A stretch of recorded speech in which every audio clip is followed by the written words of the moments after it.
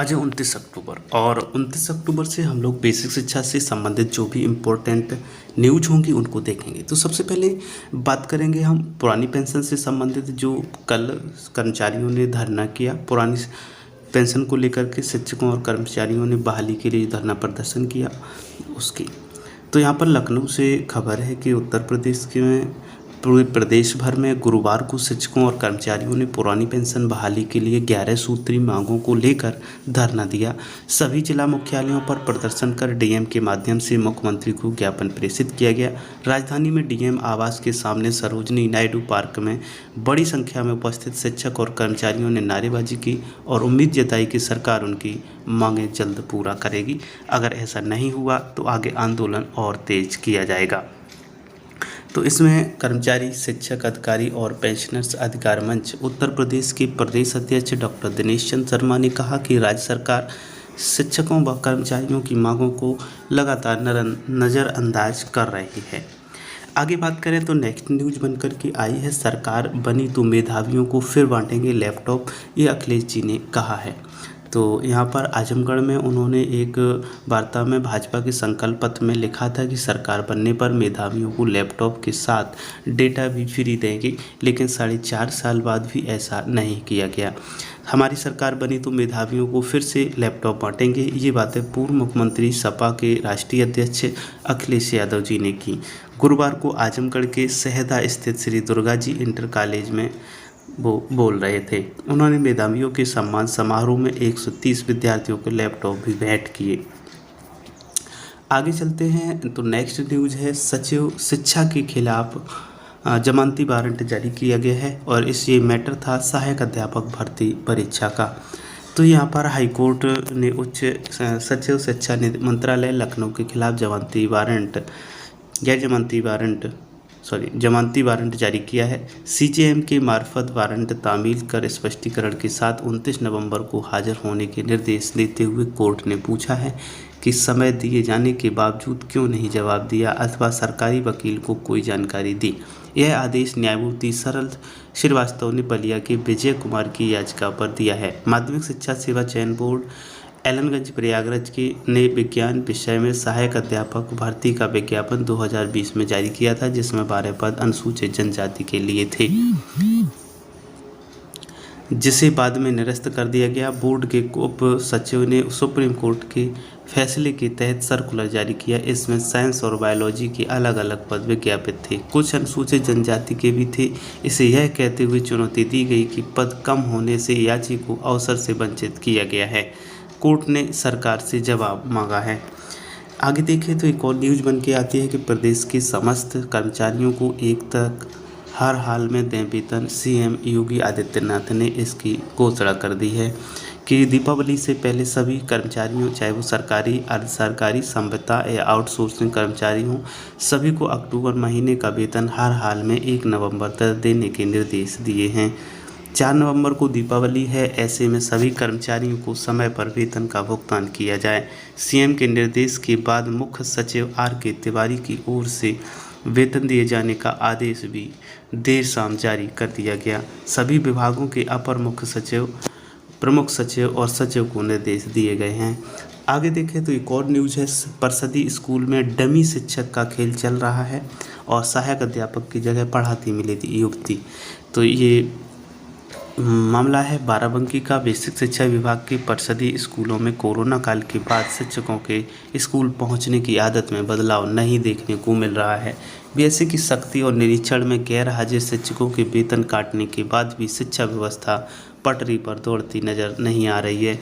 स्कूलों के ताले जहां सुबह 9:30 बजे व 10 बजे तक नहीं खुल रहे हैं, वहीं कई शिक्षक के स्थान पर बेरोजगार युवक युवतियों को ड्यूटी कराई जा रही है। आगे देखें यहाँ पर तो शिक्षकों को हाई कोर्ट की रोक के बाद भी बनाया जा रहा है बीएलओ, जबकि यह कोर्ट के निर्देश के खिलाफ है।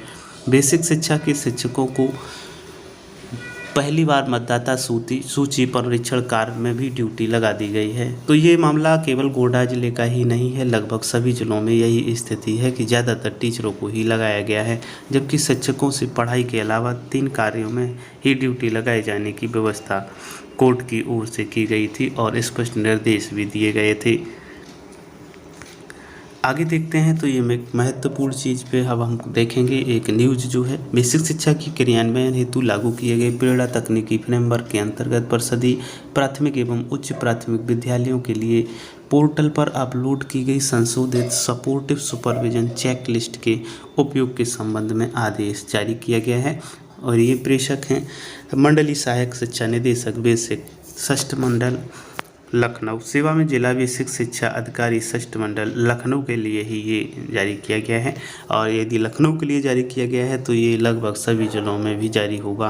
बेसिक शिक्षा के क्रियान्वयन हेतु लागू किए गए प्रेरणा तकनीकी फ्रेमवर्क के अंतर्गत परिषदीय प्राथमिक और उच्च प्राथमिक विद्यालयों के लिए पोर्टल पर अपलोड की गई संशोधित सपोर्टिव सुपरविजन चेकलिस्ट के उपयोग के संबंध में साफ निर्देश किया गया है कि जो संशोधित है उसी के आधार पर चेक किया जाए, विद्यालय का निरीक्षण किया जाए। एसआरजी एआरपी डाइट मेंटर को अपने स्तर से अवगत कराने के लिए यथोचित संशोधित चेकलिस्ट के अनुसार प्रेरणा पोर्टल और गुणवत्ता ऐप के माध्यम से सपोर्टिव ऑनलाइन सुपरविजन किया जाए। आगे देखते हैं तो बच्चों के अभिभावकों के खातों में डीबीटी के अंतर्गत धनराशि हस्तांतरित करने के लिए कार्रवाई शुरू करने के समस्त बीएसओ को आदेश जारी कर दिए गए हैं। तो यहाँ पर साफ किया गया है कि स्कूल बैग, यूनिफॉर्म, स्वेटर और जूता मोजा क्रय से संबंधित धनराशि डीबीटी के माध्यम से सीधे छात्र छात्राओं के माता पिता या अभिभावकों के खाते में हस्तांतरित करने के संबंध में जारी किया गया है। तो यहाँ पर साफ किया गया है उक्त हेतु पीएफएमएस पोर्टल पर जिला बेसिक शिक्षा अधिकारियों इनके डेटा अप्रूवर की आईडी और वित्त लेखा की आईडी डेटा ऑपरेटर के रूप में क्रिएट की जा चुकी है। आपके द्वारा डीबीटी के लाभार्थियों की फाइल बनाकर सीडेड नॉन सीडेड के परीक्षण हेतु पीएफएमएस पोर्टल पर अपलोड की गई है। अग्रेतर पीएफएमएस द्वारा अवगत कराया गया है कि उक्त सभी फाइल्स का परीक्षण कर परिणाम उपलब्ध हो चुके हैं। और वहीं पर ये प्रक्रिया भी दर्शाई गई है कि किस प्रकार से किस प्रक्रिया के तहत इन बच्चों के माता पिता के अकाउंट्स में पैसे जाने हैं, जिससे कि उनके जूता मोजा ड्रेस जो भी सामग्री है वो खरीदी जा सके। तो यहाँ पर साफ है स्कीम एंड बेनिफिशियरी जो टाइप है वो सिलेक्ट द स्कीम, ये पूरे टोटल किस प्रकार से प्रक्रिया की जानी है वो सब यहाँ पर दिया गया है। Select beneficiary type free uniform, sweater, bag, जूता मोजा। उसके बाद सिलेक्ट डीबीटी मिशन कोड ये होगा। उसके बाद सिलेक्ट द पेमेंट पीरियड जो 1/10/21 से 31/10 तक के लिए बात की गई थी, लेकिन अब क्या प्रोसेस है वो अभी टाइम बकाया है।